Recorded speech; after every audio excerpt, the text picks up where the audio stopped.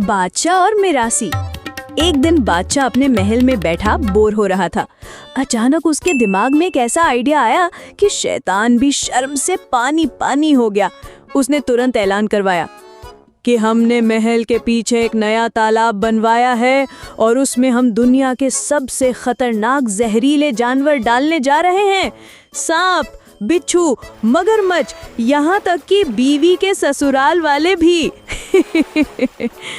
पूरे देश से जहरीले जानवर मंगवाए गए। मगरमच्छ जो देखते ही इंसानों को खाने दौड़े, सांप जिन्हें देखकर लोग नानी याद कर लें, और बिच्छू जिनके डंक से इंसान 2 बार सोचे कि जिंदगी भी कोई चीज है क्या। फिर बादशाह ने ऐलान किया, जो कोई इस तालाब में एक किनारे से कूदकर दूसरे किनारे तक जिंदा सलामत पहुंच जाएगा, उसे मैं मुंह मांगा इनाम दूंगा, चाहे मेरी बेटी ही क्यों ना हो। सारी रियाया इकट्ठा हुई। सबकी नजरें तालाब पर। दिल कांप रहे थे और जुबानें खामोश थीं। कोई हिम्मत नहीं कर रहा था। सब एक दूसरे का मुंह देख रहे थे। तभी अचानक एक जोरदार धड़ाम की आवाज आई। सब चौंक गए।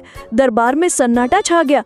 बादशाह बोला, अरे किसी दीवाने ने सच में छलांग मार दी। देखा तो एक मिरासी साहब तालाब में तैर रहे थे। कभी बिच्छू से बचते, कभी सांप से बचते और कभी मगरमच्छ के दांतों से कलाबाजियां खाते हुए निकल रहे थे। वो चिल्ला रहे थे, या अल्लाह मुझे बचा ले। बड़ी मुश्किल से, बहुत मुश्किल से वो तालाब पार कर गए।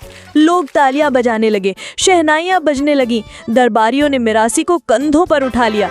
बादशाह बहुत खुश हुआ। बोला, ए मेरे बहादुर नागरिक, मांग क्या मांगता है? बेटी, महल, खजाना, सल्तनत?